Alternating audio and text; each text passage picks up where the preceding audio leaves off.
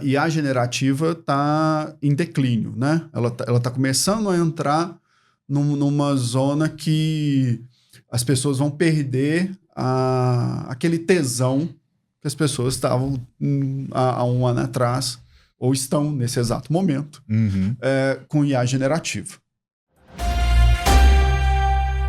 Então, Nilmin, estamos começando hoje mais um episódio do Inovato, o nosso podcast de inovação e transformação de negócios, com um convidado muito especial, Leandro Libério, especialista em corta essa parte. Especialista em inovação. Leandro, seja bem-vindo. Obrigado pela sua Um prazer estar aqui com vocês. presença. A primeira pergunta que eu tenho é: Leandro ou Libério, o que você prefere? Olha, tanto faz, é tranquilo. Você acredita que tem gente até que me chama de Léo e tá tudo bem. Mas é muito comum Libério. Porque Leandro tem outros, né? Libério é mais único. Então, sim, para que eu não te faça uma apresentação errada, eu gosto que o convidado se auto-apresente. Perfeito. Bom, primeiro, é um grande prazer estar aqui com vocês. Atualmente, né, o que eu estou fazendo? Eu sou um conselheiro, um advisor de um grupo de empresas que tem 6 negócios, 3 deles de base tecnológica, um software, né, como serviço, outros são prestações de serviço mesmo. Estou como parceiro independente do Orb Conecta, que é o hub de inovação da MRV, Localiza e Inter, que foi criado junto com a comunidade de startups San Pedro Valley, que acabou de iniciar acabou de ter uma iniciativa nova agora do Orb, depois eu posso contar para vocês. Legal. Mas nos últimos 3 anos eu tive muito com transformação digital, com consultoria de transformação digital, da estratégia até a operacionalização disso, ajudando empresas que não são digitais, né, no mercado tradicional, a fazer a sua transformação digital. Isso é um pouco. Eu já tive outras encarnações profissionais. Depois a gente vai contando isso. Legal, Libério, legal. Assim, é interessante, a gente vai ter oportunidade, então, de tratar vários pontos que muita gente questiona, muita gente pergunta, principalmente a gente que apoia tecnologia em empresas que estão iniciando, a gente chama de startup. Na minha época, quando a gente passou por esse ciclo, não se chamava startup, e a gente teve a oportunidade, eu não acreditava, achava que não era possível, a gente teve a oportunidade de ser apoiado com recurso público. Então, assim, quando me disseram que a FAPEMIG tinha ferramentas de apoio à inovação, eu fui refratário. Eu falei assim, cara, a gente vai pedir dinheiro para a FAPEMIG, isso deve ter política envolvida, isso não é para mim, eu não tenho esse relacionamento, é carta marcada. E eu vou te confessar que foi uma surpresa. A gente participou de um processo desse, a gente tinha uma ideia que não estava relacionada ao nosso negócio, era um sonho que a gente tinha de desenvolver um produto para a área médica. Participamos de um programa com o apoio da FAPEMIG, um edital, a gente foi vencedor do edital, recebemos a verba, fizemos o desenvolvimento do projeto no prazo lá estipulado, que eu sempre falo que a gente é muito otimista nessas coisas, colocamos um prazo meio curto, foi assim, um sufoco passar pelo processo sob o aspecto de plano de projeto e execução. A gente tem as contingências de projeto que nos pegam, e o fato de ter uma prestação de conta rígida, que a FAPEMIG é muito rígida nesse processo, contribuiu para a conclusão do projeto. Eu imagino que às vezes tem alguns casos, quando a pessoa faz a captação de recurso próprio ou com algum amigo, e a coisa fica ficando difícil, muita gente deve desistir. Mas isso foi há bastante tempo, a gente passou pelo ciclo todo, depois conseguimos lançar a empresa, captamos recurso de entidades privadas, a empresa virou, funcionou, está operando no mercado. Eu queria te perguntar da sua experiência, como que está esse processo hoje de captação de recurso público? Está ok? Como é que está funcionando? Bom, olha que interessante. A gente tem que... Primeira dica que eu te dou a gente tem que ter uma disciplina de olhar... Igual se você vai abrir uma padaria, buscar um financiamento no banco, você também tem oportunidade de trazer dinheiro de outras fontes. Então, como é que eu avalio isso? O setor público é uma das fontes. no sentido de... Você citou FAPEMIG. Então, em São Paulo tem a FAPESP, que faz o mesmo trabalho. Então, independente de quem está nos assistindo, né, que não está em Minas Gerais, não está em São Paulo, as fundações de amparo à pesquisa estão se desenvolvendo para ofertar isso. Então, a primeira coisa é que não tinha na sua época, porque basicamente eu comecei a entender de captação de recurso, você falou 2010, basicamente nessa época, 2010, 2011. Por sorte, eu voltei de Portugal e consegui uma bolsa da FAPEMIG para trabalhar na Funsoft, um ICT, um Instituto de Ciência e Tecnologia, que tem muito essa competência. Ele ajuda outras empresas de tecnologia a captar recurso. Só que eu posso ter recursos do governo municipal, eu posso ter recursos do governo estadual, no caso a FAPEMIG cumpre esse papel, mas eu tenho FINEP, BNDES, eu tenho vários outros mecanismos. Então, a primeira dica que eu dou existe uma disciplina como empreendedor que é olhar a oportunidade de financiamento fora dos bancos tradicionais. Sim. Quando eu participo, às vezes, de eu tenho uma startup do ramo do agro, eu posso monitorar também, para esse primeira alavancagem, programas que talvez sejam financiados por empresas privadas. Mas vamos lá para eu ir direto na sua pergunta. Você perguntou, mas eu quis trazer vamos dar um zoom, senão a gente olha e desiste. Essa que é a questão que você comentou. Por isso ser a primeira vez que você está fazendo, você sofre por esse aprendizado, e aí você fala, não vou fazer isso mais. Independente se for outro setor. Então, o primeiro, vamos falar, que eu levo para a vida e gosto sempre de compartilhar. Existem... eu tenho uma ideia boa, eu tenho um projeto interessante, o mercado necessita disso. Você não pode pensar só com o seu bolso. Existe dinheiro para boas oportunidades. Tá? Claro que é evidente que a FAPEMIG, por exemplo, tem um papel muito grande de ajudar aquelas pesquisas mais básicas a dar um próximo passo para validação. Senão ela não vai seguir. Então, nesse sentido, o que é importante? Mapear quais são as instituições que têm dinheiro para mim. Porque eu vou conseguir, uma vez provando, mostrando que existe demanda de mercado e eu tenho uma forma de fazer diferente para atender esse mercado, porque se já existem vários fornecedores, não é inovação. Não. Então, olha, existe um mercado para isso. Para começar a entrar nesse mercado, eu preciso de um primeiro parte. Eu vou fazer o quê? Vou mapear quem trabalha nessas linhas, quem tem esse interesse. Ou qual é o interesse dessas fontes? Então, indo mais a fundo na sua pergunta. Melhorou o processo? Melhorou. Melhorou porque essas entidades estão mais atentas e sensíveis, que hoje ela não dá dinheiro só para pesquisador, ela dá dinheiro para empreendedor. E pessoas que estão lá, não só na FAPEMIG, mas no governo de Minas, né, que tem obrigação, por exemplo, de fazer os repasses para a FAPEMIG, também estão escutando as demandas do interior, falando assim, olha, eu não consigo passar porque o edital tem uma regra XPTO.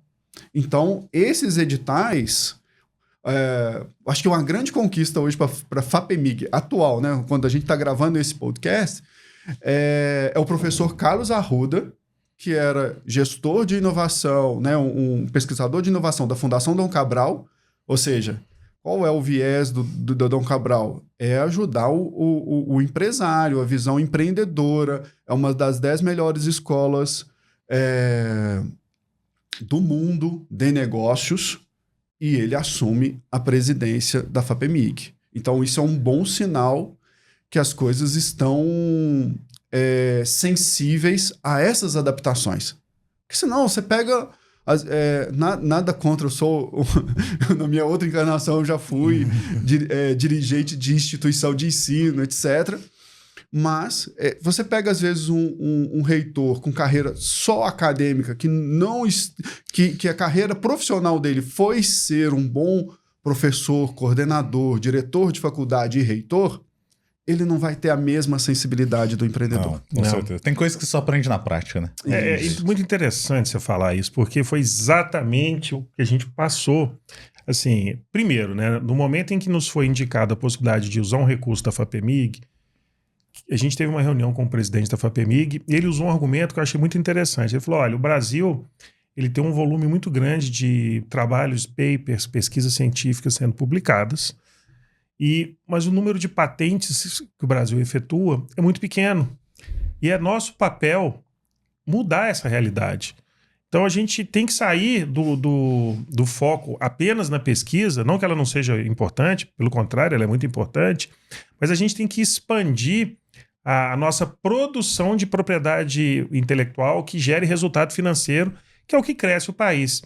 Então eu enxerguei que havia um movimento top-down, quer dizer, você tem a diretoria, você tem a presidência de um órgão de governo focado em incentivo à pesquisa, já mudando a mentalidade. Tanto que quando o edital saiu, a gente pesquisou, participou, mas a gente percebeu também que a prática do órgão na condução do processo ainda era muito focada num modelo, provavelmente foi porque o que ela fez a vida toda, e você ter uma parte da sua estrutura focada no setor privado é muito diferente, né, de você financiar pesquisador. Então, assim, mas uma das coisas que é fantástica disso é que o dinheiro é um dinheiro que ele é te dado, né? Você não é um empréstimo que você faz no banco que vai incidir juros e você tem que pagá-lo no final. Então, é realmente um apoio à inovação.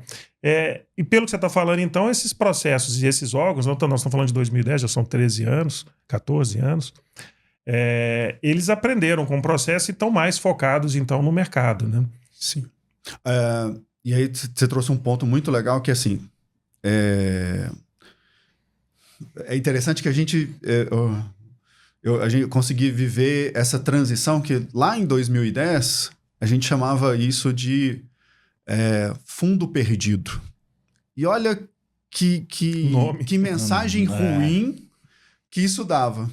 Dava uma sensação, e eu te falo que às vezes o instrumento lá, né, de chamamento mal concebido, ele cria oportunistas que o cara vira especialista em captar recursos para criar uma startup que nunca vai para frente. Por exemplo, se a gente estiver pensando no mercado de startup. Então, esse nome agora, né, a categoria é fundo não reembolsável. Então, porque você não devolve o dinheiro para quem deu. Porém, é muito importante que esse empreendedor, inclusive um órgão de governo ou algum tipo de agência, pode usufruir disso. Eles também têm os seus editais específicos. Uhum. Mas quando é não reembolsável, e isso está ficando muito mais claro agora, existe uma contrapartida econômica. Então, vou te dar um exemplo até para fugir do fundo de amparo e pegar, por exemplo, o que eu já vi institutos federais, os IFMGs, promoverem isso. Então, o IFMG fala assim, olha, se você, aluno, pesquisador, conseguir uma contrapartida econômica de uma empresa, eu financio uma determinada pesquisa. Então, eu já participei de banca, aprovando projetos de alunos do IFMG de Formiga, junto com a... Eu vou falar Fiat, porque nós mineiros a gente falou Fiat, mas a gente tá falando do Grupo Stellantis, né? Sim. Na época devia ser FCA, alguma coisa assim. Mas falar Fiat eu acho que fica fácil. Sim. Junto com a Fiat. Então, existe modelos onde eu não vou devolver o dinheiro, mas fica claro, e para isso às vezes precisa dessa prestação de contas um pouco mais, que a gente não está tão acostumado a fazer dentro das empresas, que é a contrapartida econômica. Pô, eu vou colocar um profissional meu X horas executando esse projeto. Eu vou usar a infraestrutura de se fosse na academia, seria um laboratório, mas de um espaço físico, de um equipamento da empresa, que esse equipamento custou 300 mil, 500 mil reais. Então, você quantifica tudo isso e mostra, olha, eu também estou dividindo o risco. Porque esse que é o pulo do gato do financiamento para inovação. Inovar, a probabilidade de dar errado é muito alta. Como é que eu diminuo esse risco, esse custo de oportunidade? Buscando recurso. Acho que até o Jeff Bezos, né, falou assim, se não tem chance de dar errado, não é inovação. Então, assim, a chance é de dar errado. Ele incentiva a ter os inventores, né? Que é uma empresa de inventores. E essa é uma sugestão que eu dou no processo, que provavelmente já foi corrigida, é que o pessoal fala, né? Se você não está errando, você não está inovando. Né? A frase é essa. Então, se errar faz parte do processo, mas que você tem que errar rápido, fail fast. Então, você errou, entenda que errou, corrija rapidamente, que é parte do processo.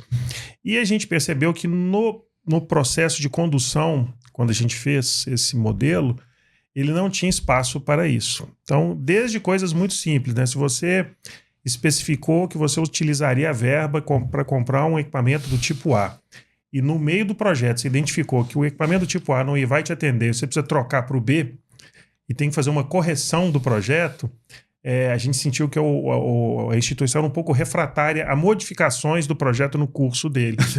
E assim... E nós estamos tratando de inovação. E como é que você faz um projeto no nosso caso, 24 meses, e você prevê com certeza exatamente tudo que vai ser feito numa pesquisa pura e simples? Isso faz sentido. Eu vou comprar tantos insumos, eu vou gastar tanto com bolsa de pesquisador, de doutorando, enfim... E fica fácil de fazer essa programação. Mas quando você vai lançar um produto, você tem que ter espaço para fazer alguns testes e alguns deles vão dar errado. Mudando do setor público para essa que você mencionou, né? Porque eu vejo que muitas empresas fazem isso, né? Muitas empresas maiores que têm fundo de incentivo à inovação e pesquisa, elas colocam verba desde que outra empresa também o faça. Então, eles entram com o mesmo percentual que outra empresa faça no mesmo modelo, que é uma garantia que aquele ali está sendo avaliado por 2 times e não tem um risco... Essa preocupação ela é pertinente, mas se focar demais nisso, você não tem inovação também. Você que está com iniciativa privada nesse modelo, como que está funcionando Conta para o pessoal aí que está querendo tem uma ideia inovadora e está querendo começar o processo, qual que é o caminho? Bom, talvez seja por uma restrição minha que eu vou afunilar, eu vou levantar a régua um pouquinho, porque assim, ideia todo mundo tem, né? Então, assim, é um alto risco. Eu preciso estar no nível de eu já conseguir... Olha, eu já dei um passo, e às vezes é sozinho, às vezes é com recurso próprio, um investimento próprio, para avançar essa ideia para algo mínimo viável, né? Por isso que as startups falam muito de MVP e tal, mas existe um conceito de prova, de conceito, de POC, né? Hoje está mais o pessoal quem é desse mundo de inovação aberta falando que agora tem que ser POV, que é prova de valor. É um bom. Melhor do que provar. Eu gosto mais desse conceito. Quero provar que tem o valor. Mas basicamente, eu estou falando isso. Vamos falar quando eu tô gostando que a gente está criando aqui meio que uma linha do tempo, né? 2010, esses primeiros investimentos, tal. Quando é que eu vi comecei a ver empresas fazendo isso. 2017. Né? Claro que sempre vai existir gente no histórico, alguma empresa que fez de alguma forma diferente. Mas eu estou falando de uma forma que começou a virar mainstream, que outras empresas começaram a seguir. Então, 2017, eu abri um programa com Fui um painelista de abertura do Inova VLI. Então, a VLI, que é um mega canteiro de oportunidades, né? Malha de trens, de vagões, problemas mais variados, e tem recurso financeiro para fazer isso. Então, para tangibilizar isso que eu estou falando da prova de valor e da iniciativa privada, em 2017, a VLI já começou a ter um papel que chama de cliente anjo. Olha, eu vou abrir aqui um chamado, você se inscreve, eu vou avaliar se esse nível de projeto está aqui, é passível da gente fazer um teste. Vamos errar pequeno para ver se faz sentido? Então, meio que estabeleceu-se um teto, pago uma POC, aí vai de acordo com o setor. Às vezes uma POC de 30 mil é suficiente, às vezes uma POC de 100 mil é suficiente, para você validar as ideias junto com o setor que você quer crescer, né? Provavelmente você vai escolher um nicho para atacar, né? Então, hoje, por exemplo, só para trazer Você falou um negócio de 2017, às vezes a VLI já não está fazendo dessa forma mais, mas hoje, atuante nessa conexão, nós temos o Mining Hub, que é o hub da mineração. Então, as principais empresas e mineradoras do mundo estão juntas num processo, né? Existe um programa que, não sei, semestralmente, trimestralmente, avalia projetos para as empresas bancarem essas provas de conceito. Existem outras empresas onde pegam projetos mais avançados, onde eu tenho um mecanismo de investimento mais a sério. Que aí é uma outra categoria, talvez dá até para um outro podcast nisso. Legal. Porque isso que você mencionou, no nosso processo, e por ter uma empresa de tecnologia, a gente escuta isso muito, né? A pessoa quer marcar uma reunião, quer apresentar uma ideia, pede um NDA para apresentar uma ideia. Nossa. E muitas das vezes, antes da gente fazer a reunião, eu já mando umas 3 ou 4 perguntas, que o quanto você já elaborou, o quanto de tempo você tem para dedicar a esse projeto, quanto de recurso financeiro próprio você tem, e quem que você já mediu que você pode ofertar. Aí, assim, antes de se... A marca nas costas de quem já... porque as pessoas falam assim, não, a minha visão aqui é que eu vou te transferir essa ideia, você vai conduzir, vai executar, vai fazer isso funcionar, e eu quero um percentual por ter te dado essa ideia. Falar, não, isso aí... E assim, até no nosso negócio mesmo, entender qual que é a viabilidade do negócio do cliente é muito importante. Porque no início, a gente está investindo no negócio do cliente também. É diferente quando a gente vendia hardware. O hardware, o cliente vai gastar 100 mil reais, ele gasta 100 mil reais, você entrega aquilo ali e bola para frente. Agora não, o nosso trabalho ele é continuado, ele está diretamente ligado ao negócio do cliente. Então, assim, entender se aquele negócio é viável, se aquele negócio vai ter futuro, significa entender se aquele cliente vai ser viável para a gente também. Perfeito. Os projetos de IA são todos assim. Projeto de IA. Agora, importante a gente estar... Acho que todo podcast ele tem um viés muito educativo, né? Sim, deveria ter, pelo menos. Então, ele vale fazer um alerta para quem está nos assistindo ou nos ouvindo que a gente está falando de uma forma generalizada, né? Então, com certeza, se você é um empreendedor de biotecnologia, a sua jornada vai ser um pouco diferente, ou bastante diferente, da jornada de quem está propondo desenvolver um software que vai utilizar a inteligência artificial e não vai ter uma intervenção física num animal ou num ser humano, né? Então, assim, eu já participei de bancas na Biominas. Eu participava, como eu não sou especialista da área, eu participava logo do início do ciclo. Logo quando estava a ideia ali embrionária, que era para dar o choque no empreendedor da biotecnologia, de como ele tinha que se portar em vender bem a ideia, de traçar, de ter uma cabeça de empreendedor e não de pesquisador. Que aquilo é um negócio, né? Isso. Mas eu saía com dó, porque tem um negócio que chama Anvisa, tem questões que eu acho que é para nossa própria segurança. Sim. Que a nossa própria segurança física, coisa que não tem um doido testando negócio em ser humano. Mas existem, vamos falar, enquanto eu posso levar para o mercado uma empresa de tecnologia muito rapidamente, nesse tipo de setor, por exemplo, de saúde, eu já tenho prazos estipulados que, assim, cara, não vou conseguir uma aprovação dessa da Anvisa em menos de 2 anos, menos de 5 anos. Algo que o jogo é diferente. Interessante ele falar isso. Parece até que a gente combinou de falar isso. A gente passou exatamente por essa questão. Nosso projeto inicialmente era para a área de saúde humana.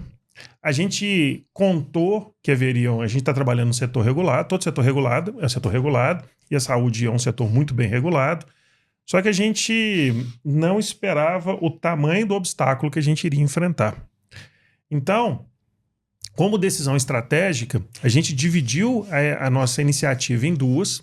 Uma para a saúde humana e a outra para a veterinária, que é um setor não regulado. E aconteceu exatamente isso. Quando a gente se deparou com um grau de dificuldade que envolve o setor regulado, o que nos salvou e o que funcionou e o que deu certo foi o setor veterinário.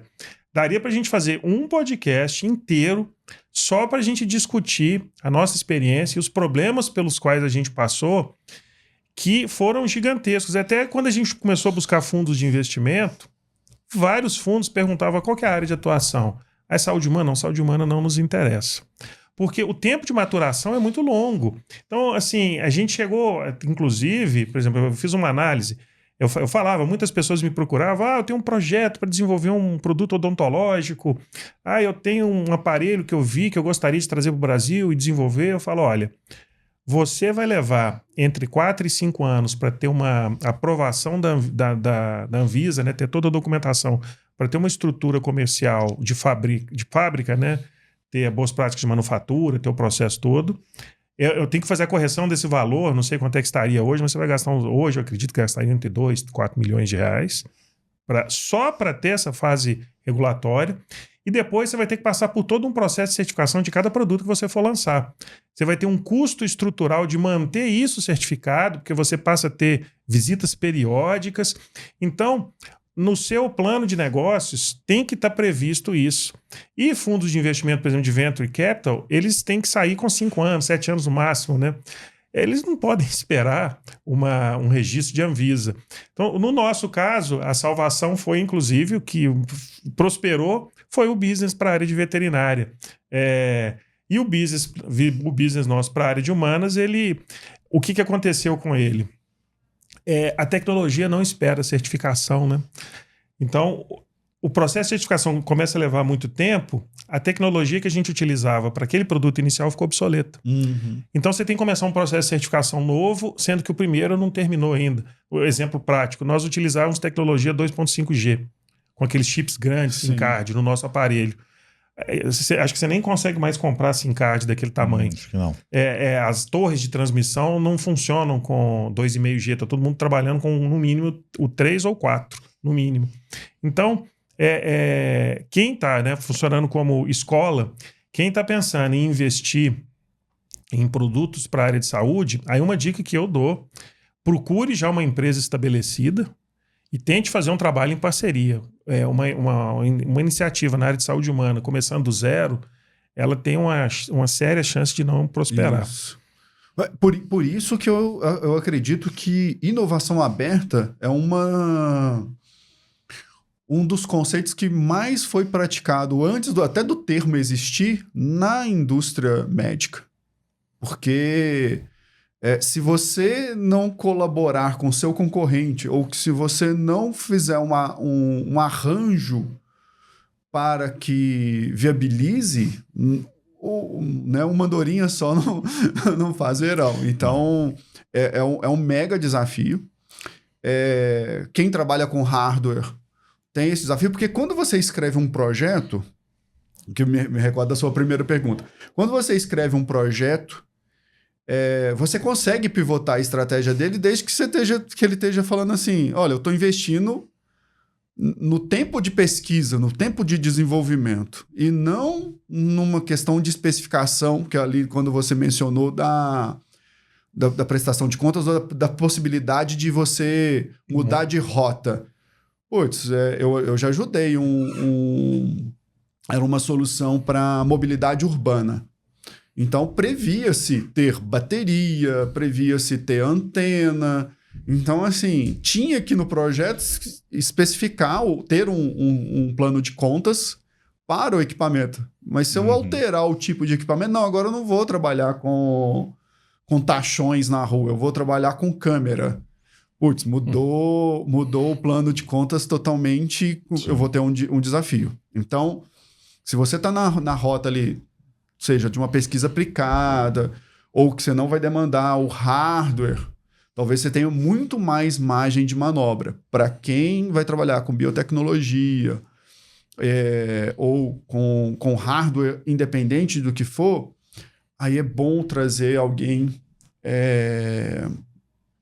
que buscar mentoria, aconselhamento para os caminhos das pedras de como estruturar isso. Porque, às vezes, inclusive, a estratégia de uma empresa de saúde já estabelecida ficar olhando e você vender. Aí tem um detalhezinho que é muito importante, que você comentou quando você conversou com o presidente da FAPEMIG, que e a proteção intelectual? Porque eu tenho que começar eu já tenho que saber, porque você não pode conversar com esse gigante desprotegido. Por isso que o empreendedor, quando foi te procurar, ele estava preocupado com a NDA.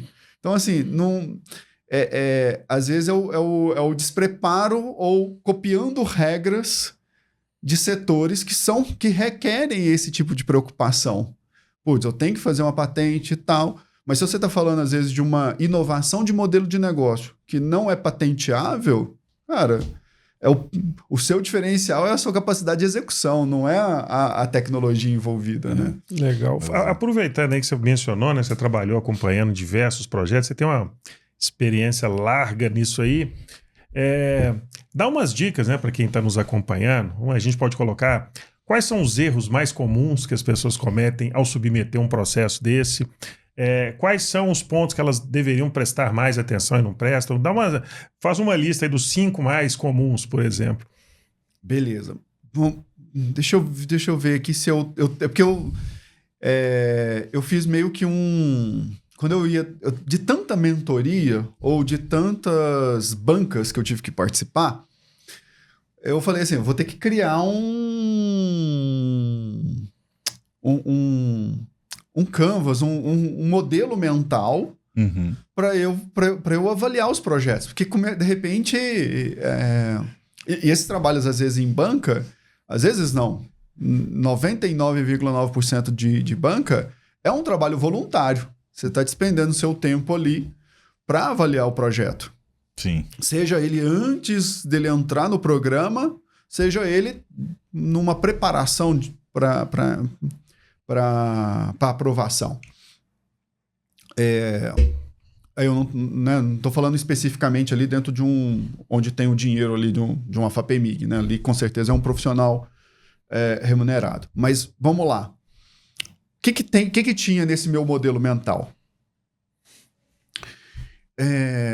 Primeiro item era uma demonstração das suas competências e da ausência de competências. Então, por exemplo, se eu estou buscando... Eu vou tentar vou trazer para minha zona de conforto aqui num exemplo que eu já vi que vocês também já passaram por isso. Um software que utiliza inteligência artificial, tá bom?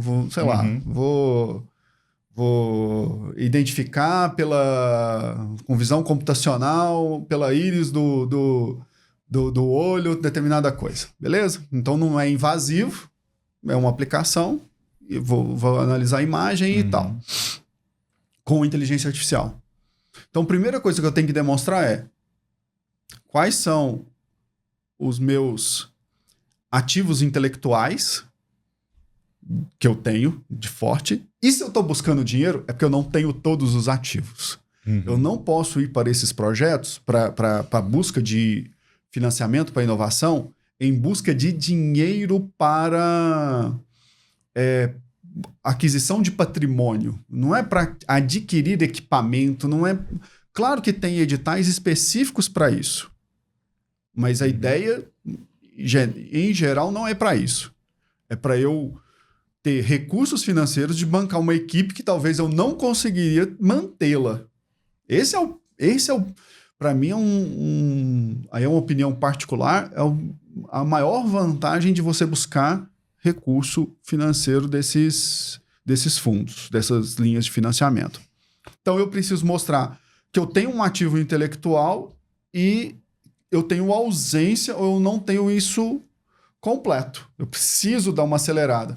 Eu sou um excelente veterinário, sou o melhor cardiologista de animais, mas eu não tenho uma técnica de intervenção, mas eu não sei, não tenho machine learning com competências, esse ativo. Essa é a caixinha número 1. 2, caixinha das tendências de mercado.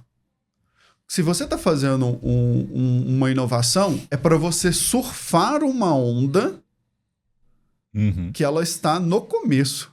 Você não está fazendo uma inovação para pegar um mercado que já está saturado. Maduro, né? Maduro. Não faz sentido. Com a minha visão empreendedora, eu estou projetando e existem sinais disso. Então... papers, notícias de investimentos, etc., onde eu demonstro que a tendência de mercado é esse. Tá indo para cá. Tá? Pode dar errado? Pode. Esse que é o risco. Exato. Esse que é o inovar, risco. Né? Inovar é isso. O outro é como que os competidores, os players desses mercados estão se comportando frente a esse problema, a esse desafio, né? Eu não citei, mas no cerne disso, aí esse vai ser o meu quinto elemento, no cerne nisso é o desafio que você tem, certo? Então, eu quero aumentar a taxa de sobrevivência dos meus cachorrinhos lá por causa de uma intervenção cirúrgica no cachorrinho, onde vai ser assistido essa decisão por inteligência artificial.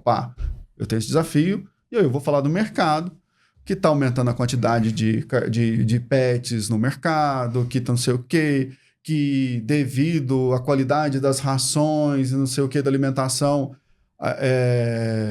esses pets estão sofrendo mais do coração ao longo do tempo e que a expectativa dos pets também estão aumentando. Então, se a minha demanda hoje é X, ela vai ser 10 vezes mais. Beleza. Como é que os players estão comportando? Como é que eles atendem? E aí tem uma oportunidade de não ser uma defesa só pela tecnologia, mas pela democratização, pelo modelo de negócio. Então, assim, olha, quem está fazendo isso está olhando só para cachorro de rico. Ou para cachorro de quem está morando na capital. E quem está no interior, ele está mal assistido, ele não tem recursos financeiros para ter um equipamento, um centro cirúrgico daquele, eu vou lá ajudar o cara. Estruturo isso. Então, meus ativos, as tendências e o que os outros estão fazendo. É uma análise competitiva. Se eu olho tendência com o mercado, eu estou projetando para quem está lendo o meu projeto se eu estou navegando num oceano azul. Sim. Estratégia de oceano azul. Eu tenho que vender o peixe que eu enxerguei, eu tenho evidências que eu vou navegar no oceano azul e eu tenho uma tripulação insuficiente para navegar isso e preciso de apoio financeiro para financiar essa equipe. Perfeito. Para fechar, qual é o desafio, os desafios que você tem? Porque se você tem que mostrar que você tem as hipóteses de solução e não as certezas de solução. Que esse é o sofrimento. Aquilo que você comentou de ser muito prescritivo o projeto de inovação, eu sofri isso quando eu atendi projetos do Sebrae. O Sebrae queria, mas eram projetos pequenos e fazia sentido. Mas, basicamente, era inovação no varejo. Por exemplo, inovação no varejo. Quando eu submeti um plano de trabalho, eles queriam exatamente um escopo fechado. Escopo, preço, tempo, fechadinho. Eu consegui ter manobra disso. Mas no caso desses projetos de inovação, o risco é maior. Sim. Então eu tenho que dar clareza que você tem hipóteses claras de serem testadas. Por isso que não dá para vir só a ideia. Você já teve que maturar, você já está sabendo. Meio que algumas validações você já teve, né? Uhum. E se tiver como colocar uma cereja do bolo, que isso tem potencial de patente, aí fecha. Melhor ainda, né? Foi bom você ter falado isso, que eu ia fazer eu ia perguntar um outro ponto que eu achei que fizesse parte do processo de avaliação e que eu vejo como uma das partes muito difíceis para um produto que não existe, que é a monetização. Como e por quanto que eu vou vender? Então, assim, quando você tem um produto, principalmente em algumas áreas que a gente atua, por exemplo, no nosso caso, da área veterinária, a gente pensou em atuar de uma forma, depois a gente atuou de outra, aí nós mudamos o modelo de novo. O modelo final que se fez mais robusto é muito diferente do modelo inicial de monetização.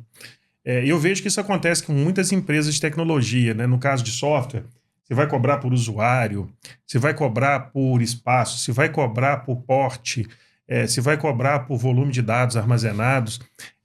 Essa parte, quando você está começando um modelo, ela não é importante, então, na apresentação do projeto, ou ela, assim, é menos importante, não é? O modelo de monetização. Sim. Tá. Quando eu estou buscando instrumentos, como o instrumento que a gente tem aqui da FAPEMIG, que é o Compete Minas, quanto eu estou buscando determinadas linhas, deixa eu lembrar aqui de alguma governamental, de alguma de nível federal. Vou pegar, eu vou trazer para minha zona de conforto aqui, vou pegar uma para Lei do Bem. Lei do Bem é um incentivo fiscal, não é um fundo, você já tem direito se você é uma empresa em lucro real, regime de tributação lucro real, com lucro fiscal você pode reverter parte do imposto. Você pode transformar o imposto que você pagaria em investimento de inovação. Certo? Isso é um direito seu. Ele não tem... Você tem que fazer a parte chata, que é a prestação de contas. Mas você não tem que defender... eu vou me inscrever, arrisca eu ganhar. Não é um concurso.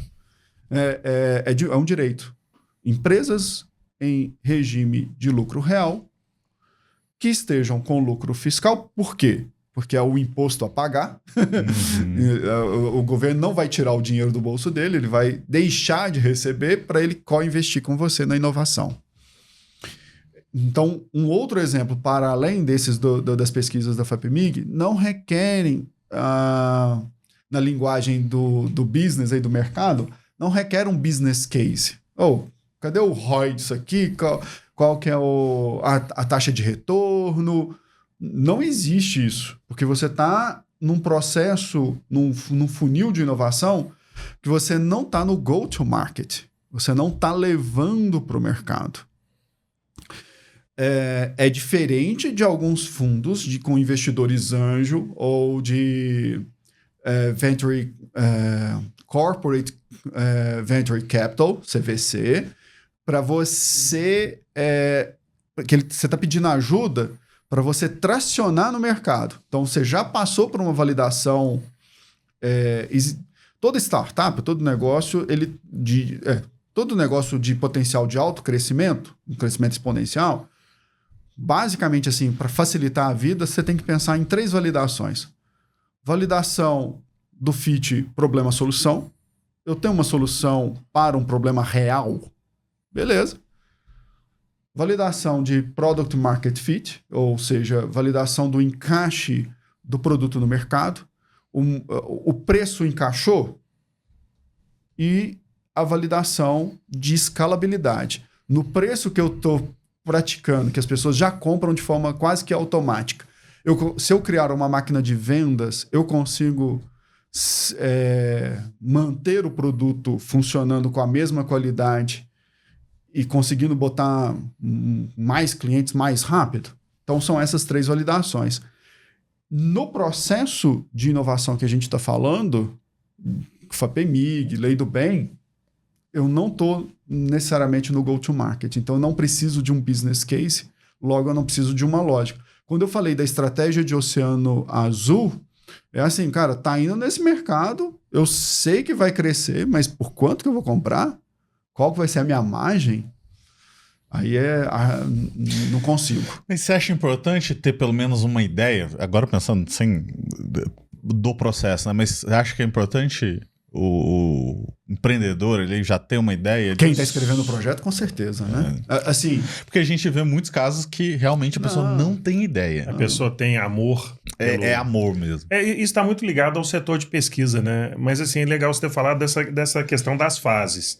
É a fase que, inclusive, que a gente passou por ela. Então, primeiro, que você está validando aquela inovação, a ideia, ela vai consumir recurso.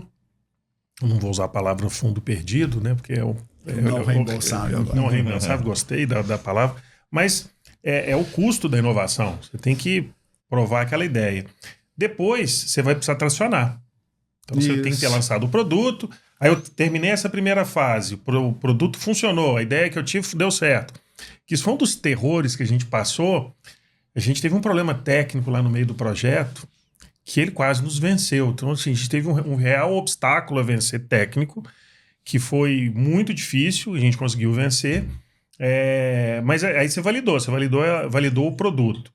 A gente sabia que ele tinha capacidade de monetização, isso era certo. Depois vem a fase de buscar, porque para tracionar, as pessoas acham também que o produto vende por si só.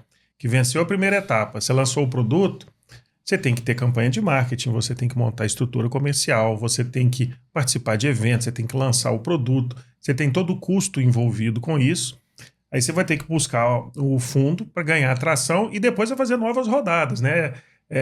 As rodadas vão sendo necessárias a cada etapa que você vai atingindo de escala. Por exemplo, eu quero sair de uma atuação regional e quero ir para uma atuação nacional. Então eu quero atender agora um outro segmento, eu quero comprar uma outra empresa para aumentar minha área de atuação. Cada uma dessas etapas é um processo diferente de captação de recurso, né? Aí ele vai se afastando do produto e vai se aproximando mais de uma análise corporativa. É interessante essa menção sua do evento. Eu lembrei o nome do que a gente pegou na FAPEMIG, acho que era Programa de Subvenção Econômica. Esse nome existe ainda? Sim. Existe essa... Projetos de subvenção. Sim. Foi o... Estava tentando lembrar quando eu falei. Que essa lógica do não reembolsável. Eu estou obtendo uma subvenção para apoio disso. Então, e uma dúvida... Porque em algumas situações... como é que eu posso dizer isso? não existe troca monetária. Eles, em algumas, por exemplo, eu já peguei dinheiro do BNDES, fundos de inovação.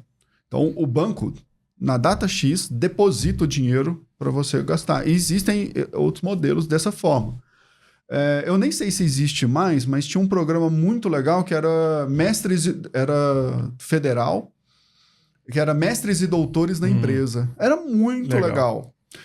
Então, a pessoa, o mestre ou o doutor vem trabalhar na sua empresa, né, como se fosse um bolsista, mas você não recebe o dinheiro para pagar o bolsista. Ele já transfere direto para o bolsista. Então, existe uma prestação de contas ali, uma forma de publicar. Provavelmente pode ter alguma coisa de... até publicação de papers mesmo.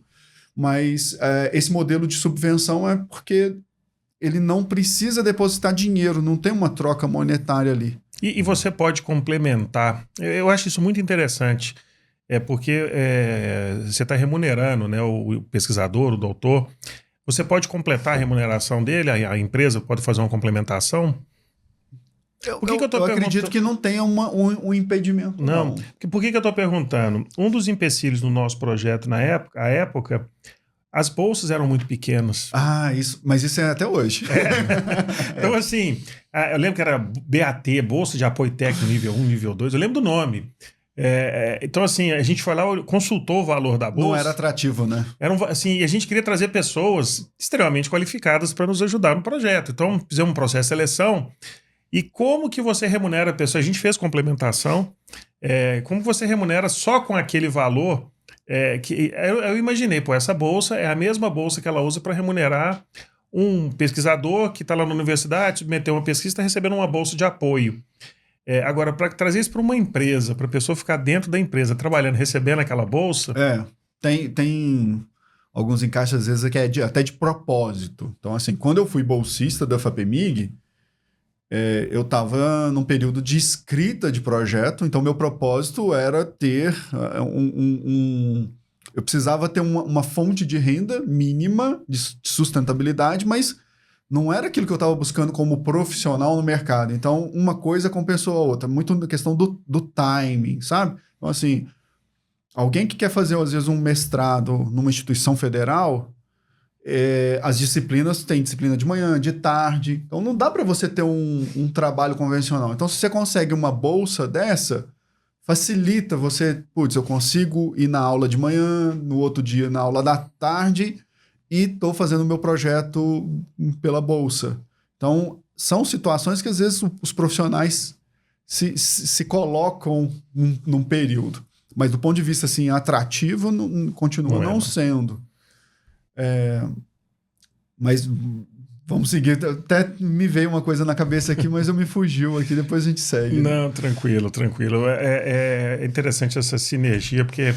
a gente não tinha realmente combinado isso, a gente estava imaginando que a gente ia seguir uma linha de perguntas numa outra. Eu até esqueci as outras, a gente entrou nessa. Você falou de uma outra que já me interessou muito, porque como cada fase muda, a gente passou pela fase em que a gente precisou de apoio para desenvolver a pesquisa, depois buscamos fundos de investimento, e agora nós estamos numa fase que é o contrário, né? Quando você mencionou que empresas podem utilizar de recursos e legislação específica para captar recursos de pesquisa, recurso que eu falo, recurso acadêmico, ou para criar fundos para trazer empresas, a gente está nessa fase agora. E eu acho até que depois do podcast nós vamos ter assunto para tratar. Assunto em off. E eu tenho, assim, a gente está falando muito de inovação para quem já está pensando em inovar, mas uma coisa que a gente vê é que o mercado ele tem muita dificuldade de ter uma cultura de inovação dentro de empresas já bem estabelecidas. Você citou a VLI, mas temos muitos exemplos de empresas que elas chegam, se estabelecem, muitas vezes elas são inovadoras, mas elas não conseguem manter essa cultura. Como que você tem visto e trabalhado? Tá, ótimo. Então, o que a gente conversou aqui até agora é quase que você está puxando aqui para uma fase 2 aqui da conversa, que a gente pode explorar. O que a gente conversou até agora, por mais que a gente focou muito na estratégia de funding, na estratégia de como eu passo a tirar uma ideia do papel. Startups, pesquisadores, inventores passam por isso. Eu queria só deixar a mensagem clara que a gente não faz isso sozinho. A gente precisa estar conectado com outros empreendedores, com outros hubs, participando. Então, a gente parte de um investimento do empreendedor ou de quem está dentro de uma empresa participar do que a gente chama de eventos do ecossistema de inovação. E isso, quando as coisas saem do papel, essas colaborações, isso chama inovação aberta. Então, isso, como se diz, isso tem nome, isso tem conceito. Então, busca entender melhor como funciona a inovação aberta. A inovação aberta mais tradicional, mais antiga, é a tríplice hélice, que era o governo investindo em empresas para apoiar universidades. Então, meio que a gente, aqui, se a gente fizer um resumo do podcast até aqui, a gente falou de uma tríplice aliança entre governo, empresa, setor privado, né? Uhum. E educação. Peças fundamentais. O que eu estou falando é que, e agora, para te responder, é que isso se expandiu. Isso está bem mais interessante. Então, voltando aqui da sua pergunta. Olha só. A empresa, quando ela... Olha o sofrimento que a gente falou aqui, né? Você está ali 5 anos, 3 anos, 7 anos, né? Não é igual a gente vê no filme lá, você assiste, eu lembro muito daquele filme da rede social que mostra o Zuckerberg e tal. Cara, não é em 6 meses, né? O cara assistia o filme no final de semana e voltava na segunda-feira com uma ideia para mim, né? Cara, não é... Do Steve Jobs também tem, parece todo mundo fácil. Todo mundo. Depois disso tudo, você tem que ter uma resiliência, até mais do que resiliência, né? Um compromisso com o propósito. Você vem com uma estabilidade e vem os recursos. Então, querendo ou não, o dia a dia... Né, a frase famosa, né? Todo dia a rotina come a estratégia no café da manhã. Sem dúvida. Né? Então, a rotina de manutenção, o dia a dia de manutenção, e até hoje, com inteligência artificial, digitalização, a possibilidade que a gente tem de fazer inovações incrementais, aquelas pequenas inovações que vão evoluir. Como é que o meu jurídico trabalha, como é que as minhas operações trabalham, isso consome a energia da organização. Então, o que está na moda hoje, né, vamos falar assim, que é bem antigo, tá, já em termos de referencial teórico, é do desenvolvimento de uma ambidestria organizacional. Como é que eu... Por que isso, né? Beleza, eu gastei 6 anos para tirar a ideia do papel, tô ali tentando surfar minha onda, né? Só que as ondas, com essa competitividade que a gente está vivendo hoje, essas evoluções tecnológicas, antigamente a onda durava 30 anos. Então eu ficava 7 anos estruturando a empresa, tirando ela do papel, 30 anos eu surfava. Agora, esses 30 anos... caíram para 5, 7, 10. Exato. Então, eu tô mal surfando a onda, eu já tenho que ficar de olho em qual é a próxima onda que eu vou surfar. Sim. Claro que é evidente que vai ser mais confortável eu pegar uma onda adjacente e não uma onda nova, né? Nova, distante. Uhum. Então, eu vou pegar uma outra. E isso requer que você tenha disponibilidade, ociosidade, né? Mas aí ociosidade no sentido de ócio criativo, para criar esse novo motor, tá? Então, empresas, elas agora entenderam que elas não têm que fazer uma estratégia de inovação aberta. Não é eu brincar com o ecossistema de vem cá, startup, deixa eu ver se você tem alguma coisa legal. Não, isso aqui tem que ter uma intencionalidade de que a minha organização não vai sobreviver o tempo suficiente, né? Perenidade nunca caiu de moda, e vou usar intencionalmente esse novo motor, para construir a empresa do futuro. Tem gente que faz isso com uma intencionalidade muito legal, tem gente que ainda está fazendo por ouvir dizer ou por inveja de que outros estão fazendo. Porque tá na moda, né? Porque tá na moda. Então, a palavra-chave aí dessa próxima fase aqui do papo pode ser isso, ambidestria. E como que você tem visto a IA nesse processo todo? Olha, a IA como um motor dessa ambidestria? Um motor, mais do que um motor, mas também algo que chegou para bagunçar um pouco as coisas, né? Porque eu acho que o mercado foi até voltando um pouco atrás, quando eu comecei a trabalhar com nuvem, por exemplo, a AWS, ela falava muito de uma nova onda que era basicamente microserviço, toda uma questão técnica ali, uma transformação de usar novas ferramentas como Kubernetes, e era sair pouco do falado. Monolito ali, né? Sair, mais exatamente. E isso demorou para chegar no mercado assim, de forma consistente, 6 anos. Foi muito tempo. A AWS lançou os serviços de IA dela tem 1 ano. Agora, a maior parte dos nossos projetos novos são de IA. Bedrock. Tudo mais. Então, assim, todo dia pessoas nos procurando, querendo desenvolver projetos de IA. Então, assim, não é só uma ferramenta que trouxe a capacidade de se transformar mais rápido, na nossa percepção, mas também trouxe a capacidade de inovar para quem nem estava pensando em inovar. Mas como que você, que está muito mais imerso nesse mercado, tem visto isso na prática? Os empreendedores que estão pensando em inovação estão usando isso a favor deles?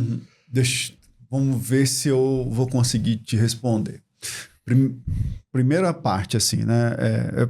Eu quis fazer a validação que tecnologia não drive, pode drivar, pode direcionar, mas ela nunca vai ser a sua estratégia. Não, é a ferramenta. Não pode, né? Não pode.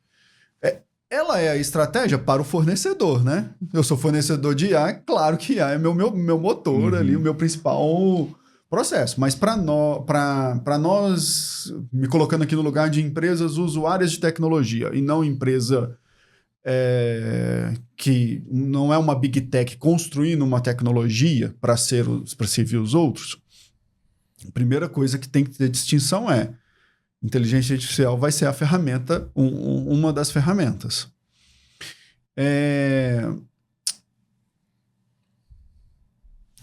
Posso estar errado, né? Sou falível, mas estamos num momento, inclusive, eu vejo muito positivo, que é quase que assim se a gente olhar um gráfico de o Hypercycle da Gartner, a IA generativa está em declínio, né? Ela tá começando a entrar numa zona que as pessoas vão perder aquele tesão que as pessoas estavam há 1 ano atrás, ou estão nesse exato momento, com IA generativa. Então, o primeiro ponto positivo é esse. Existe uma questão de inteligência artificial antes e depois da IA generativa. Só que a estratégia da empresa, como ferramenta, é não fechar o olho das outras estratégias de inteligência artificial e focar só na generativa. Esta que é a maturidade que tem que ter. Sim. A IA generativa, ela está tendo o mesmo impacto que o HTML trouxe para a internet. Essa é minha humilde percepção. O que é? Eu consigo, num papo, durante durante um papo de academia com o meu personal trainer, eu consigo dar uma dica dele usar o ChatGPT para melhorar as fichas que ele faz. E ele usa. Significa que não é um nerd que está usando inteligência artificial. Isso, para mim, é a virada de chave no mercado para isso. Então, muita gente vai entender, muito usuário normal, pessoas comuns vão usar a inteligência artificial, empresas vão passar a adotar, mas a empresa que levar isso a sério... Ontem eu estava num evento... agora é o momento de falar do evento. Né? Eu estava no Orb Tech Hub, que foram 2 dias, 30 de outubro e ontem, 13 de novembro, um encontro da MRV Localize Inter com seus principais fornecedores de tecnologia para ter uma troca. Então, o fornecedor contava um case, a MRV ia lá e abria a caixa de ferramentas e falava, olha, além desse case eu fiz isso aqui. E foi assim esses 2 dias, com foco em inteligência artificial. O que vem junto com inteligência artificial? Cibersegurança. Sim. Né? Agilidade, porque para fazer esses projetos tem que ter mindset ágil. Sim. Deixa eu ver a última coisa. Inteligência artificial, segurança, agilidade. Para me fugir se tem mais algum um quarto elemento. Mas os principais temas foram esses. E muito assim, o pessoal abrindo a cozinha. Legal. Intercâmbio, né? Intercâmbio de informações profissionais. E por que eu estou dizendo isso tudo? Porque quem está levando a sério, por exemplo, o Banco Inter está levando a sério, ele sabe que tem um banco brasileiro que está melhor do que ele, e ele quer, em 1 ano, ultrapassar esse banco que está melhor do que ele. Mas se todo o setor bancário olhar, tem uma outra empresa, tipo o iFood, que está, vamos falar, 3 anos na frente deles. Que se eles não correrem, vai fazer isso. Mas o que foi muito claro, MRV, Inter, isso eu posso falar, que eu acho que não é uma coisa de segredo, mas eles têm a estratégia de transformação digital deles. Eles têm lá os projetos que estão usando generativo. Mas não é a bala de prata de nenhum deles. Esse é um ponto. Desculpa ter alongado. Não, mas é perfeito, porque eu acho que você está certo, que no começo do ano, quando estava assim muito forte, né? As pessoas estavam achando que tudo podia ser resolvido com IA generativa. Que a generativa ia ser a nova uma panaceia, resolver qualquer mal que você tivesse. E chegava casos assim, tipo, eu quero construir um chat GPT. Qual que é legal, o que você tem? Qual que é a sua ideia de fato? Qual que é o seu orçamento? R$200 por mês. Não dá. O que eu vejo... Então você vai ter só conta corporativa para 3 funcionários. Sim, toda vez que você tem algo disruptivo e algo técnico, né, que normalmente as coisas disruptivas são técnicas, e ela chega até o mercado, aí o mercado começa a replicar, então você tem jornalistas escrevendo, você tem blogueiro, tem um monte de gente repercutindo aquela informação, vai se criando um boom de expectativa, e esse boom de expectativa sempre tem um pico, depois ele se ajusta. Isso aconteceu com a internet nos anos 2000, então assim, muita gente começou a comprar ações, a bolsa de valores, até que teve uma queda. Isso teve um lado positivo que pavimentou com a Cisco e outras empresas de infraestrutura a robustez que a internet tem hoje. Ela foi um dos resultados. Teve um monte de resultado negativo, muita gente perdeu dinheiro com aquela quebra, sites perdendo valor, empresa falindo, porque todo mundo criou uma expectativa que o mundo ia mudar com aquilo. Só que as pessoas querem a coisa muito rápida.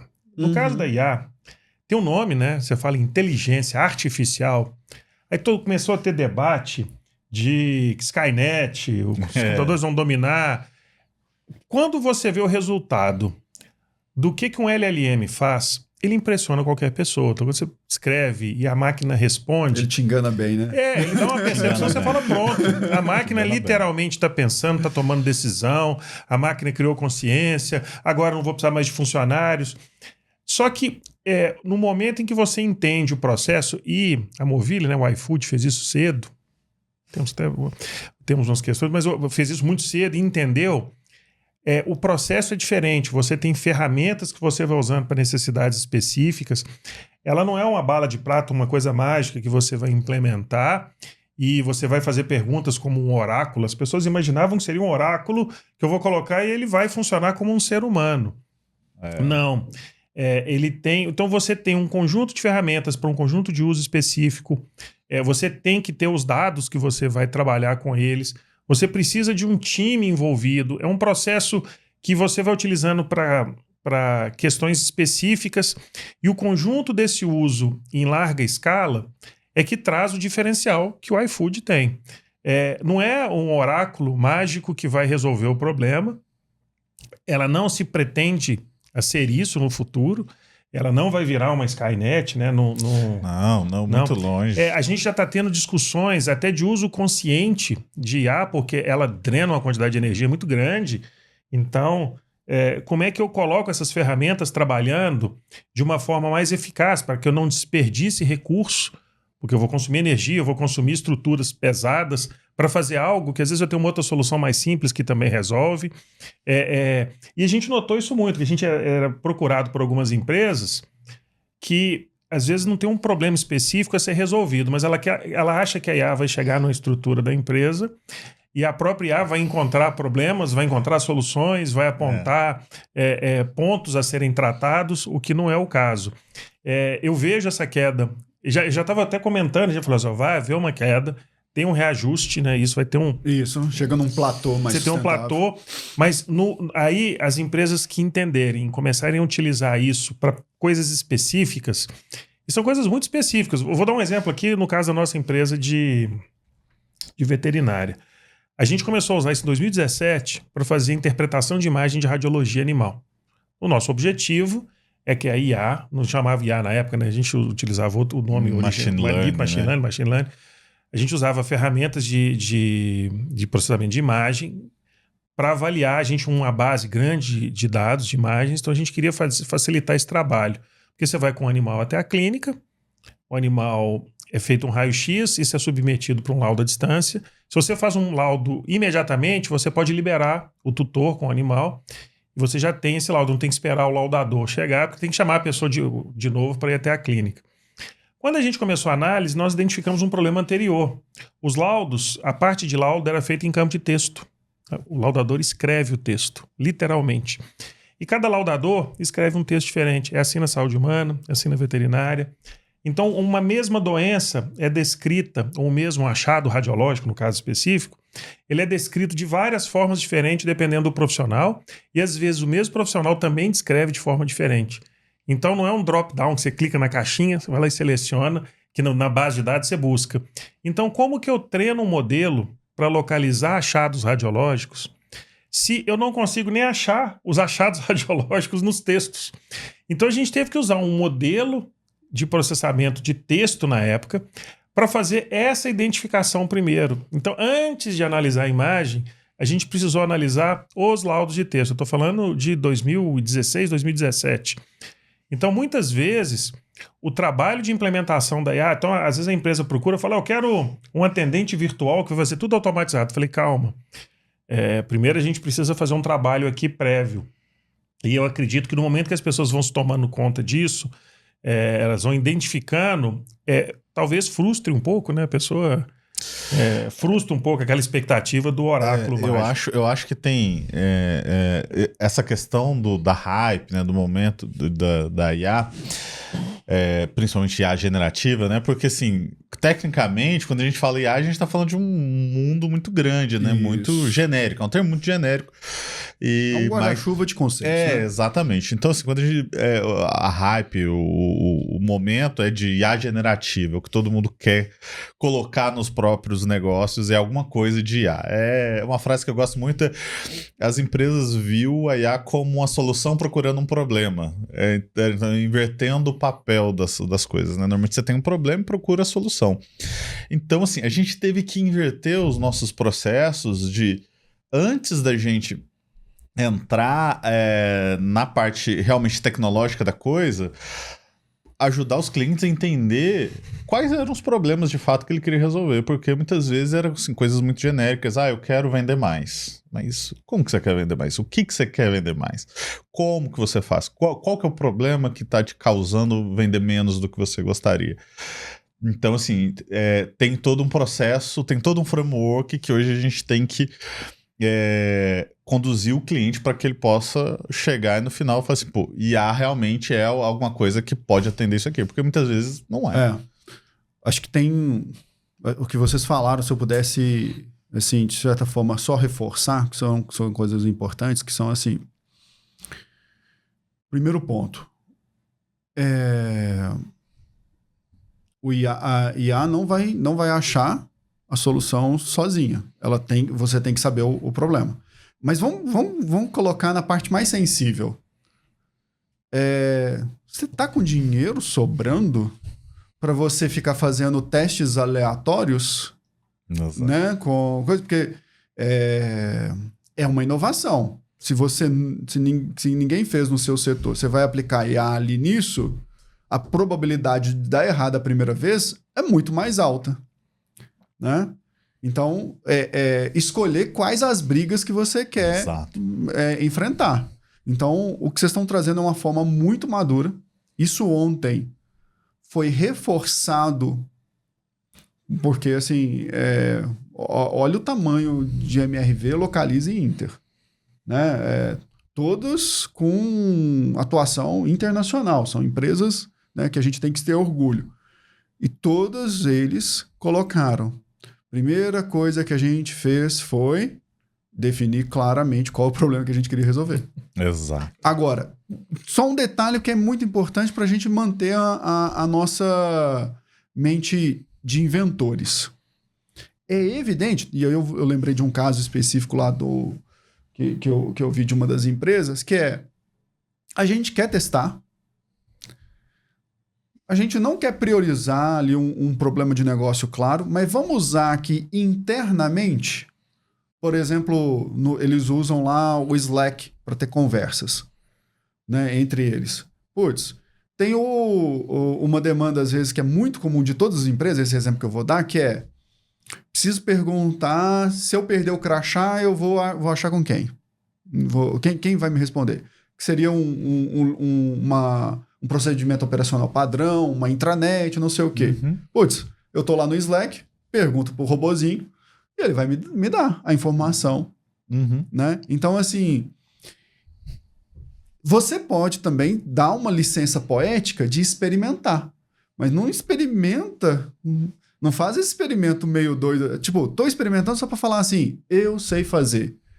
Não tem problema você ter essa ambição. Tem empresas que têm esse viés mais técnico que gostam disso. Cara, eu quero testar. Quero fazer um agente para enviar, para marcar agenda no Google. Cara, que utilidade tem isso? Exato. Tá, mas eu sei fazer, isso não é estranho para mim. Ok, não tem problema. Pequeno. Então eles fizeram isso e eles descobriram que os procedimentos tinha uma taxa de, sei lá, 30% de erro. Que era para procurar tal departamento, não sei o quê. Então foi positivo, mas teve um alinhamento de expectativas. Área de tecnologia, fornecedor, eu estou fazendo para brincar. Funcionários, nós estamos usando aqui para a gente aprender a usar aqui dentro. Uhum. Isso aqui não é para fora. Então isso ficou... Desde que as expectativas estejam alinhadas, porque você, como fornecedor de tecnologia, o que o CTO, o gerente de TI da empresa vai falar? Cara, qual que é o ROI de eu estar te pagando isso? Ele vai te cobrar isso também. Sim. Então, quem tem essa expectativa, então é o nosso papel de quem está intermediando esse acesso a essas tecnologias, a fazer esse alinhamento de expectativas. Cara, quais são as suas preocupações? Quais são as expectativas? Se o cara... E às vezes pode ser uma reunião, tá? De 30 minutos falando, escreve aqui para mim suas expectativas e as suas preocupações. Talvez dali, se o cara fala assim, ter um ROI de X%. Cara, você nem sabe o tamanho do seu problema, como é que você vai ter esse ROI? Uhum. Então... Tem um papo bom disso. Sim. É um assunto muito vasto e está muito ligado à inovação, né? Porque hoje, acredito que você como advisor de inovação, tem ouvido muito assim, eu tenho uma ideia que envolve IA, eu tenho uma ideia de IA e eu quero fazer, e no final aquilo está desconectado com o mundo real, né? Isso. As melhores experiências que eu tenho visto, e às vezes experiências que têm problema e não dão retorno garantido, tá? Não tem um ROI claro. Eu escutei isso ontem e já escutei de outros cases. Por exemplo, numa indústria de construção civil, e não é MRV esse case que eu tô te falando, que eles tinham uma intranet e tinham as lições aprendidas. Várias lições aprendidas cadastradas na intranet. Mas era uma pesquisa muito chata. Era uma pesquisa de palavra-chave e tal. Então, eles em parceria com a AWS, não sei se foi por meio de vocês, depois eu vou perguntar. Depois eu conto no off. Mas eles construíram lá um GPT para conversar com as lições aprendidas. Muito mais amigável. E por que eu quis evidenciar isso? Nesse exemplo. Às vezes o ganho é de experiência. Sim. Às vezes não é o ganho de... o quanto que o colaborador vai ser mais proativo de perguntar, o agente, quanto que ele vai ter uma resposta mais assertiva, mais paciente. Porque o manual, se você está lá no PDF, o PDF ele não se transforma. Não. Agora, se você pergunta em cima da resposta, ele se molda. E aí, eu não gostei, eu quero que você me dê em tabela. Ele vai lá e te dá em tabela. Não gostei, eu quero que você me dê em gráfico. Como é que alguém que vai escrever, às vezes, um APOC ou uma lição aprendida vai ter esse tempo de criar... não, e se a pessoa quiser um gráfico? E se a pessoa quiser uma tabela? Tá vendo o custo disso? Sim. Então, eu acho que tem uma mensagem muito clara, tal como o HTML foi, né, para... A internet foi para a gente nos anos 2000, é que nós estamos tendo um incremento, uma nova forma de interagir com o computador. Então, que as pessoas estão gostando mais. Eu vi num artigo que eu li, agora esqueci quem que foi que escreveu. Ele compara a inteligência artificial generativa com a internet, né? Com a transformação que a internet trouxe para o mundo, que teve um impacto muito significativo nos primeiros 20 anos, né? Obviamente tem até hoje, mas os primeiros 20 anos foi disrupção total. Ele considera que a IA generativa vai ter o mesmo impacto, só que em metade do tempo, em 10 anos. E a gente já está no ano 2 dessa contagem, na perspectiva dele. Você concorda com isso? Olha, eu não sou futurista, eu não vou... eu vou calçar as sandálias da humildade aqui. Mas uma coisa que, assim, eu não sei como que vai acomodar, porque tem um ganho da IA generativa que é ela estender a inteligência do profissional, do humano. Então, assim, eu, como advisor de 6 negócios,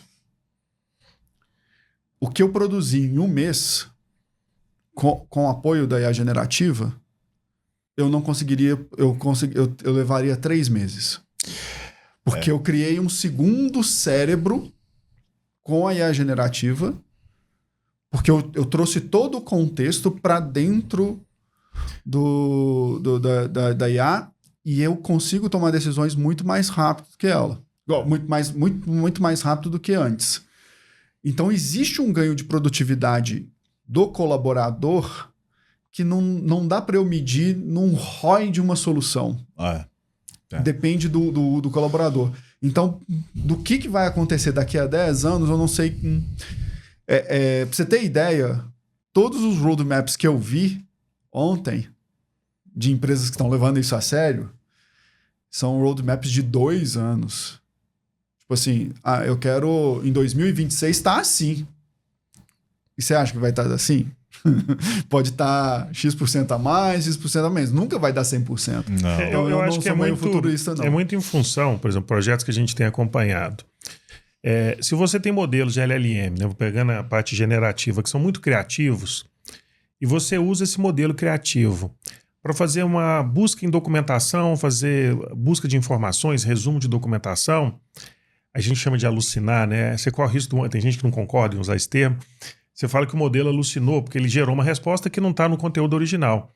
Então, o modelo criativo está cumprindo o papel dele, ele está sendo criativo, ele está criando. Isso. Ele está buscando relações. Ele está gerando, né? Está gerando conteúdo. Por outro lado, se você está elaborando um texto, um documento, você pediu a IA para te apoiar naquilo ali, e usa um modelo menos criativo, ela fica fraca, fica pobre em informação. Então, o que eu tenho visto é que, por exemplo, na parte de visão computacional, na parte de análise, a gente vai ter bastante coisa, eu acho que tem bastante espaço para trabalho. Eu vejo iniciativas fantásticas fora do Brasil, nisso aí. A gente tem um problema de pouca geração de imagem. Eu vi no uso de segurança pública, a gente viu, inclusive nesse evento que a gente participou, e em fábrica, você coloca... Porque as câmeras fora do Brasil, elas já são realidade.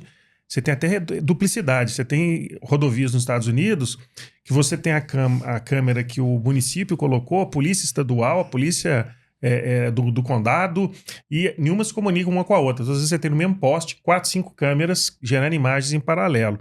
Aqui nós temos o oposto, nós temos pouquíssimas.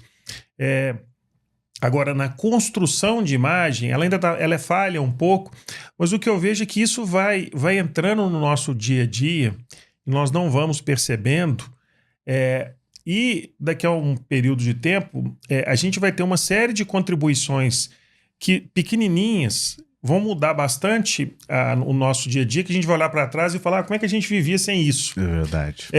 O exemplo que eu dou é igual a rede social. Se você olhar no passado, a gente usava muito pouco. Hoje, eu garanto, a primeira coisa que a pessoa faz, acorda e pega o telefone celular, é para olhar uma rede social, olhar alguma coisa. Assim, a gente foi criando uma dependência do processo que ela não havia um tempo anterior e a gente não percebe isso. Eu acho que a IA vai ser a mesma coisa. Ela vai virar não vou dizer muleta, mas ela vai virar um apoio para o nosso dia a dia, com coisas muito simples. Vão melhorar a experiência. Eu acho que a gente pode ter uma melhora de experiência de assistente virtual. Eu acho o assistente virtual ainda... Usar o Alexa, usar esses outros, ele é... Google, né? Google, Siri. Mas vai ser muito em cima de... Alguém fez uma experiência, teve um bom retorno, aí o outro olhou, falou, quero fazer isso também, aí o outro copia. Esse processo desse hub que vocês mencionaram, ele é muito bom porque há um compartilhamento e o custo dessa inovação inicial cai, porque... utilizar uma ideia de que alguém já teve e já está fazendo, fica muito mais barato do que o primeiro que fez aquilo ali. Isso. Porque tem muito ruído, né? Sim. Aí você começa a... Quando você... Todo dia você vê lá Você quer fazer uma automação usando IA, um agente, você tem umas 4 opções. Então, assim, você tem que dar um foco. Aí você começa a fechar o ouvido. Aí você assiste um evento igual a esse e alguém fala de um quinto que nem estava na sua lista e ele tem um caso aplicado, aí você fala, putz, você ganha você acelera o seu processo de inovação. Sim, exatamente. Nesse mesmo artigo ele fala algo que corrobora muito o que você falou. A IA, né, generativa, ela funciona como uma prótese, uma extensão cerebral nossa, né? É um segundo cérebro, de fato, para nos dar mais produtividade. Então, assim, as transformações, elas tendem a se acelerar ainda mais, né? Agora, os processos, né? Isso que você falou da imagem, junto com voz, que a gente está brincando aqui com texto. A gente está muito eficiente com texto. Agora, potencializar a análise e produção de imagem, né? ter questões críticas. Igual existem lá os experimentos, os vídeos. Tem um vídeo do Google, acho que não sei se é do Google, de quem que foi, que objeto que você está vendo? Aí descreve. E o que eu fiz agora? Isso que esse vídeo fala é uma previsão de futuro. Né? Esse caminho, pensa, por exemplo, um dos exemplos práticos. A polícia precisa investigar 8.000 horas de vídeo para identificar o trajeto que um assassino fez. Então ela tem câmeras de uma região inteira, de um bairro, e você precisa analisar de onde que ele veio, porque tem um monte de câmera, você sabe a roupa dele. Então você submete todo aquele... Isso já existe, você submete a imagem, a gente trabalhou com isso. Inclusive uma das soluções que a gente está querendo trazer para cá. Você quer analisar um chão de fábrica. Isso também é uma outra coisa que já está pronta. Eu quero avaliar um funcionário que não está usando EPI e chamar a atenção do gestor em tempo real, enquanto está acontecendo. Outra é pós-evento. Eu quero fazer uma análise de trânsito e avaliar ponto de calor que eu digo assim, de engarrafamento, para a gente reprogramar distribuição de trânsito. Aí eu comecei a pensar num monte de possibilidades. A Amazon foi criticada porque ela começou a descontinuar aquelas lojas que você pega o produto. Amazon Go. O Amazon Go. Só que aquilo ali é uma ideia fantástica, é a primeira experiência. Todas as primeiras experiências são alvos de crítica. Quando o Google soltou a tradução, lembra que o Google soltou o tradutor do Google? Não. Eu não esqueço de um repórter que colocou assim, isso não serve. Ele pegou uma frase, traduziu do português para o inglês, depois do inglês para o alemão, do alemão para uma outra língua. Ele fez um ciclo até voltar no português e falou que a frase se perdeu. Então, assim, essa ferramenta não serve para nada. Então, ele já fez lá a decisão, né? Fez a avaliação negativa da ferramenta. Quer dizer, estava procurando uma forma de falar que aquilo não funcionava. Essa experiência da Amazon foi muito criticada porque estava dependendo de humanos para avaliar o que o pessoal estava comprando. Mas são experiências desse tipo, iniciais, com uso de visão computacional para fazer esse tipo de trabalho, que talvez seja uma atividade complexa, a compra de objeto ali, mas para coisas mais simples, que elas vão começar a tomar conta do dia a dia, isso vai mudar. Isso é o vale da desilusão. Então, assim, acontece mesmo. Toda disrupção vai ter o seu vale da desilusão. Então, assim, é muito comum. Uma inovação disruptiva, igual a fotografia. Né? Quem inventou a fotografia digital? Eles mesmos não acreditaram, não apostaram, entendeu? Então, assim, a gente tá nisso e eu acho que vale muito a pena ter maturidade, né? Vamos falar assim, vamos para os nossos cabelos brancos, tem que valer a pena essa questão de finalidade, né? De finalidade. Eu tenho uma pergunta que eu quero te fazer desde o início, e eu acho que a gente pode encerrar com ela, que é: o que é inovação para você? O que você entende que seja de fato? Que o que muitas vezes pode ser um conceito um pouco abrangente demais. Mas o que é para você inovação? Não, isso... pergunta difícil. Eu tento explicar o seguinte. Pensa num banquinho de 3 pernas.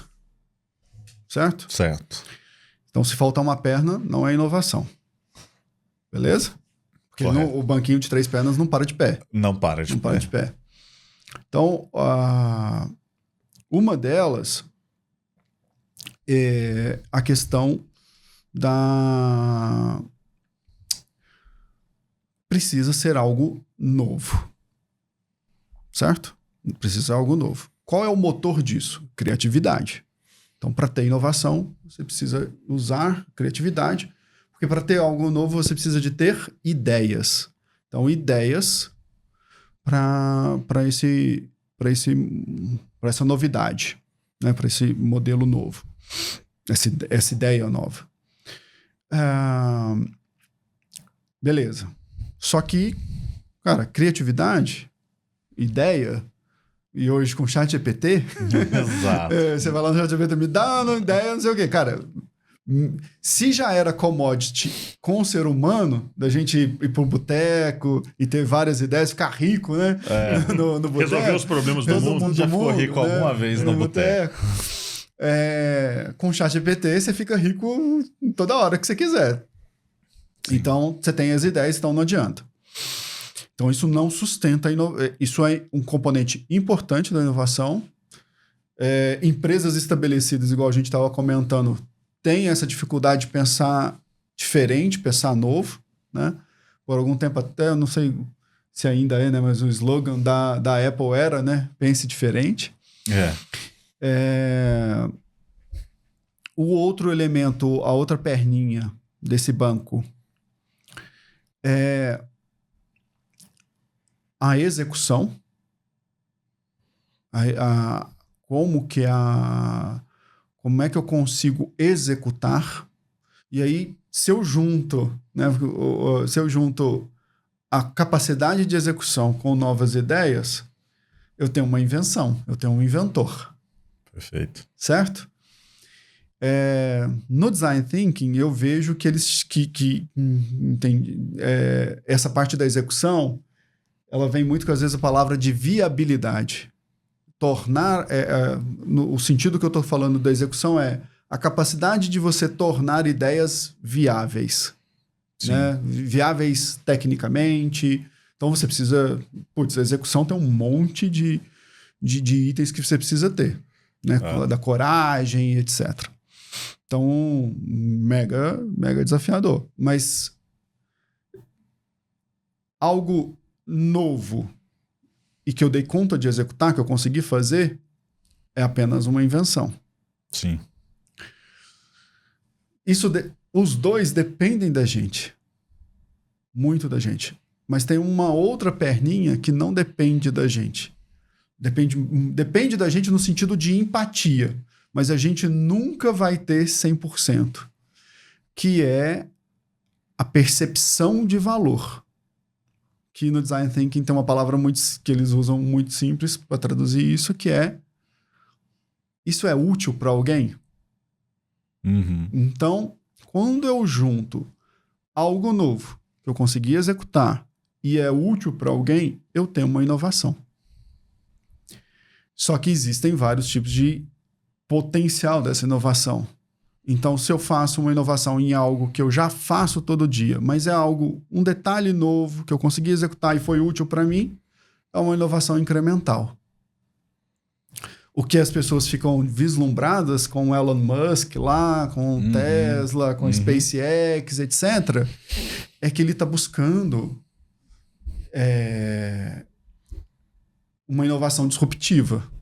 Então, cara, tá todo mundo preocupado em se manter vivo na Terra. Os projetos deles estão com um viés, com um propósito de como é que eu vivo fora da Terra. Sim. Né? E é meio aquela estratégia de tiro na Lua. Se eu não acertar a Lua, cara, eu ter construído uma Tesla e um SpaceX já tá... Já fui longe o suficiente. Já deu bastante resultado. Eu concordo com vários pontos que você colocou aí. Por exemplo, a questão de capacidade de execução e tudo mais. Tem várias coisas que a gente tem hoje como normal do nosso dia a dia que foram projetos fracassados no passado, né? O tablet, por exemplo. A primeira empresa a levar um tablet pro mercado foi a Microsoft. E assim, ninguém comprou, ninguém nem lembra. Quando a Apple trouxe uma nova versão de tablet, parecia que ela estava inventando aquele conceito, né?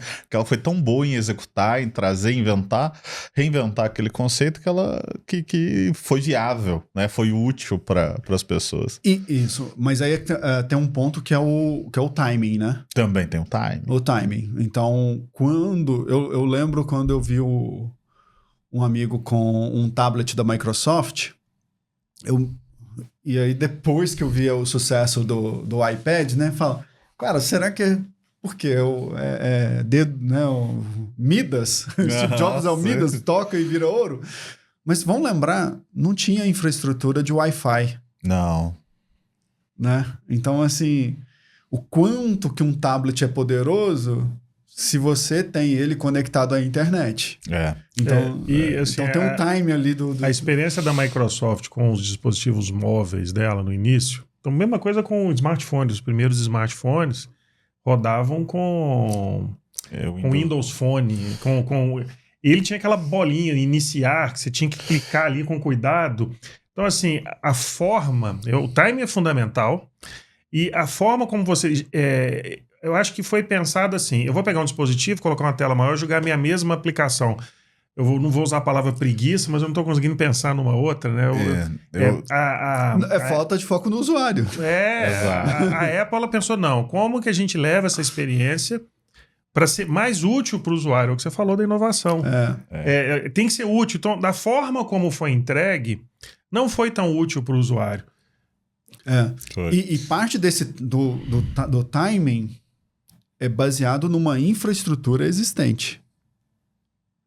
Assim, o divertido que a gente está vendo em termos de inovação tecnológica é que a gente não está acrescentando ou substituindo. A gente está criando novas camadas. Então, o iPad chegou, a tecnologia de tela sensível ao toque foi no time certo, porque existia a tecnologia certa para isso. Né? Agora, essa última perninha da percepção de valor do usuário, tem um negócio que me deixa meio frustrado num ponto assim, que assim, é coisa pessoal, né? De o quanto que como que o Kindle não se popularizou. Entendeu?